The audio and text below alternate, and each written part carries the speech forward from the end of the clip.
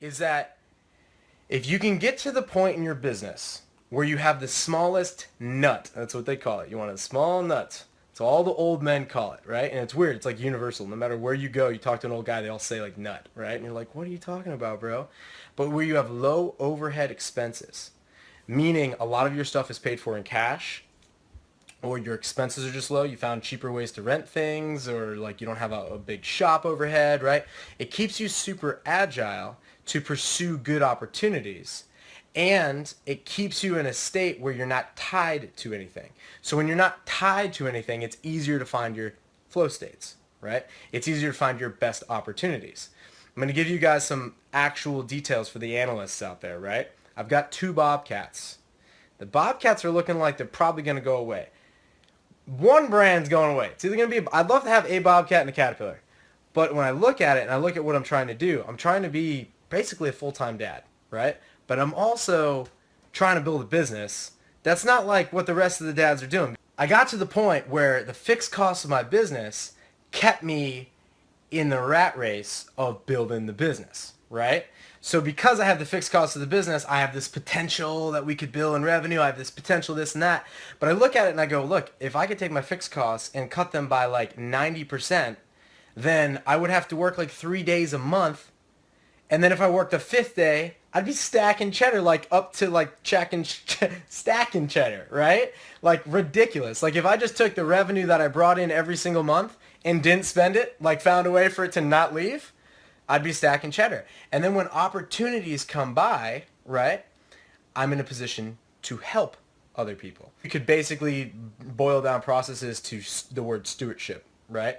When I look at the 3 machines I have going on, right? I've got the 3 different machines. I'm looking at the 3 different bolt patterns on them. I don't even know, like I don't have anything memorized on these machines. Like I'm working on them, like is that a 1/2 inch drive or a 3/4 drive? I don't know. I have to go to the machine, look it up. And then I look at it and I'm like, I've had this machine for 3 years.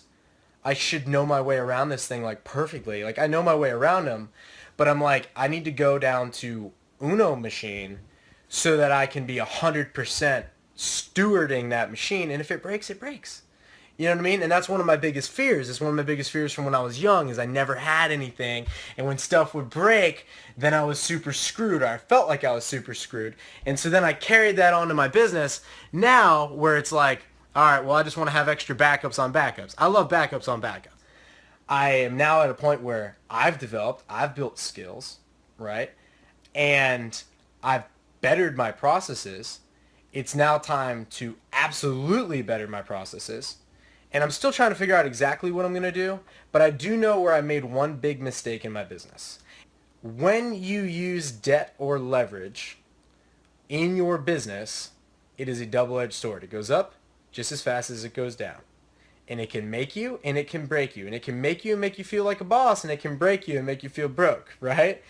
And in this industry, the erosion is so high that I don't even want to try to boil down into this, but if you can avoid it, you can, by the way, you can avoid it. It leaves you open to make better opportunities.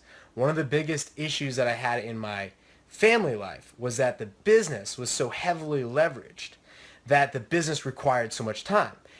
And if the music stopped in the business, right? If the music stopped, then everything else was going to stop with it. But I wanted to set the tone for where I'm going over the next summer.